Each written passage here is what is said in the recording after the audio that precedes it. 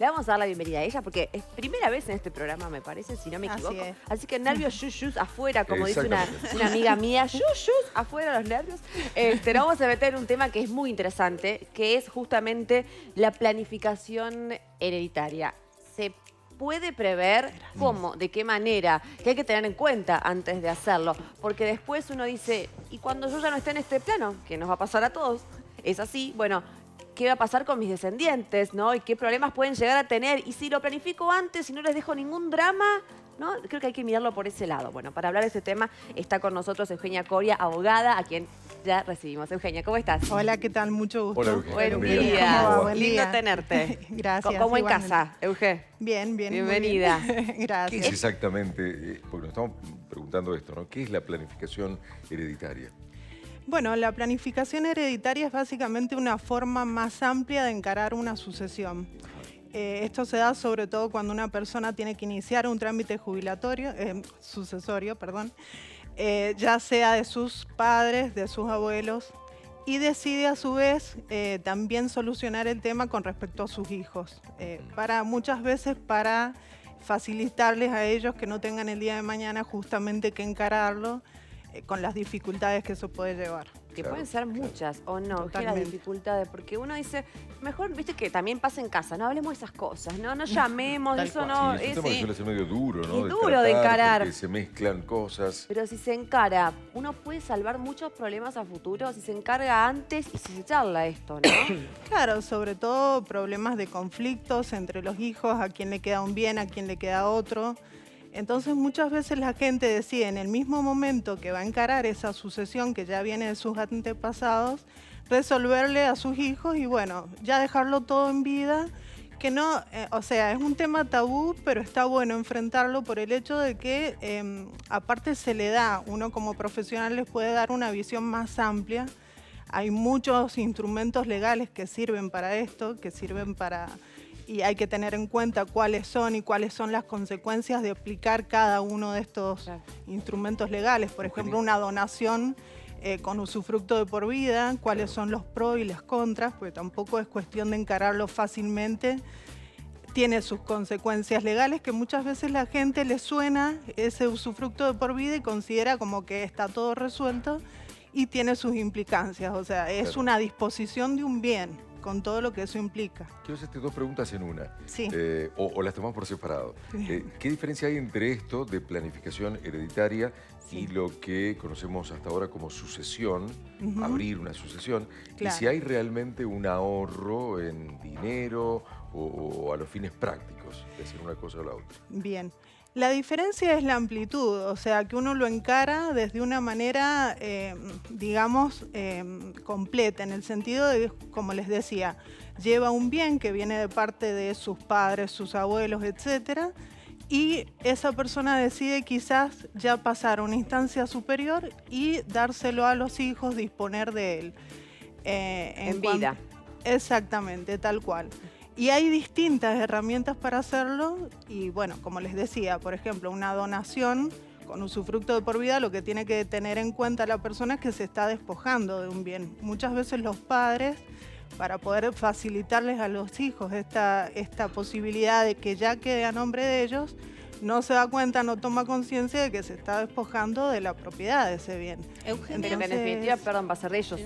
O sea, lo que... Claro, pero la persona sigue en vida, entonces lo que se está reservando es el uso y el goce, digamos, de esa propiedad, pero el día de mañana, si quiere disponer, si quiere venderla, si quiere hacer una hipoteca, lo que fuere, No va a poder. va a necesitar del consentimiento del hijo, sabiendo que las relaciones familiares son fluctuantes y que a veces se complica. Eugenia, te quería preguntar, ¿qué Sí. pasa si en ese acuerdo yo le digo, bueno, a mis hijos les voy a donar tal cosa y que se hagan cargo de los impuestos, digamos, que es como una forma de decir, lo vas a heredar, pero hacete cargo de los impuestos. ¿Existe eso? Sí, totalmente. Lo que pasa es que, por ejemplo, puede ser una donación con cargo. Eso quiere decir que no es una donación lisa y llana, sino que vos le estás poniendo ciertas condiciones. Como también puede ser el hecho de que te posibilite a vos, más allá de esa donación, el día de mañana de hacer una subrogación del bien, por ejemplo, cambiarlo por otro bien, y eso te permite justamente que si vos no estás conforme con esa propiedad que quizás compraste, tener la posibilidad de cambiarla aunque siga quedando a nombre de tu hijo, pero poderla cambiar, poder poner ciertas trabas como para que vos también quedes resguardado y no te hayas despojado de eso solamente y solamente puedas habitarlo, sino que también puedas disponer, puedas decidir sobre eso, que a fin de cuentas sigue siendo tu bien. O sea, hasta el fallecimiento la persona puede hacer con el bien lo que considere, lo puede vender, lo puede alquilar, lo puede...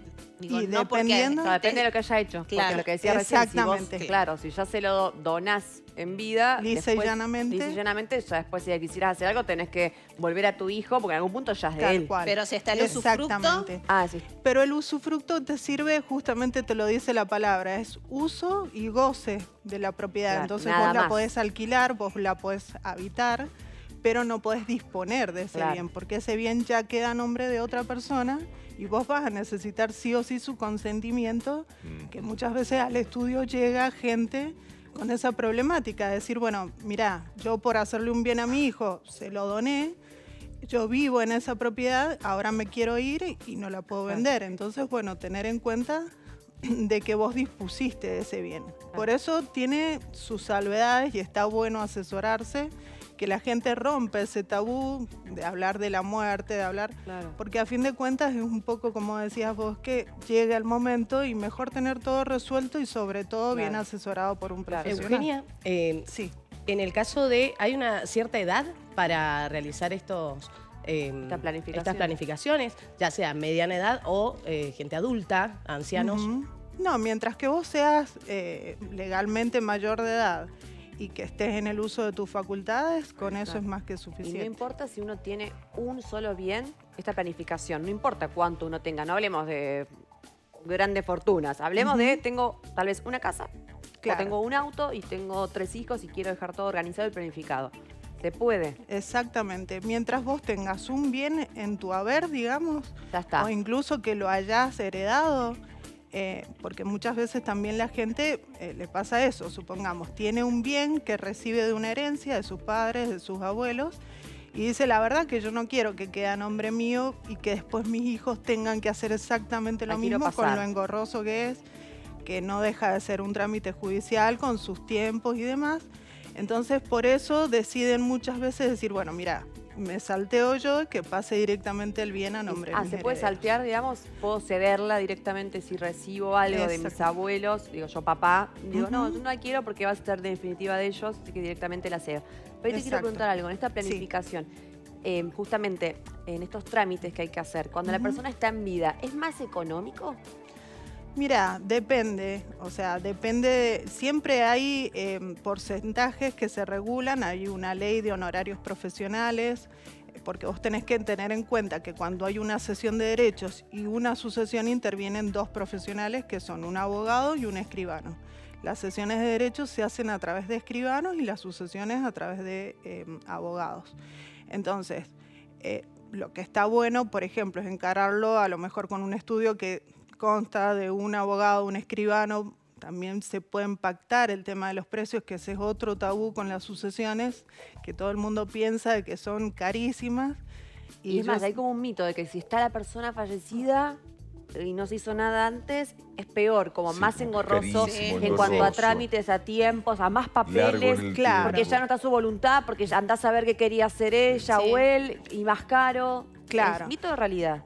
Y tiene un poco de mito y un poco de realidad en el sentido de que sí es más difícil por el hecho de que vos tenés que poner de acuerdo a los herederos y siempre es mejor. Cuando un padre hace una cesión de derechos es como que ya estipula a quién le queda cada cosa. En cambio, cuando los herederos tienen que hacer una sucesión, en general lo que conviene es que se pongan de acuerdo, porque a fin de cuentas, cuando llega el final de la sucesión, va a ser el juez quien lo cite muchas veces a una audiencia para intentar conciliar, pero no siempre es fácil. Eugenia, una muy cortita y gracias por todo este rato con nosotros. En el caso de las familias ensambladas hoy en día, ¿se complica mucho más el tema de hacer una planificación hereditaria? No, para nada. Para nada, en el sentido de que es la voluntad de la persona, si se quiere. Entonces, mientras que los hijos están reconocidos como tal, incluso con la reforma del Código Civil, ahora también hay un porcentaje mayor al que se puede disponer. Entonces, en el caso de que, por ejemplo, hubiera un hijo que no está reconocido, lo que fuere, o un cónyuge que a lo mejor, no cónyuge, sino un conviviente, también se le puede llegar a disponer por testamento una porción de la propiedad, o sea, de la sucesión, y de esa manera también incluirlo. Perfecto. Eugenia, gracias por este tiempo, por tus consejos, y te esperamos en cualquier momento. Bueno, cómo no, muchas gracias. Gracias a ustedes.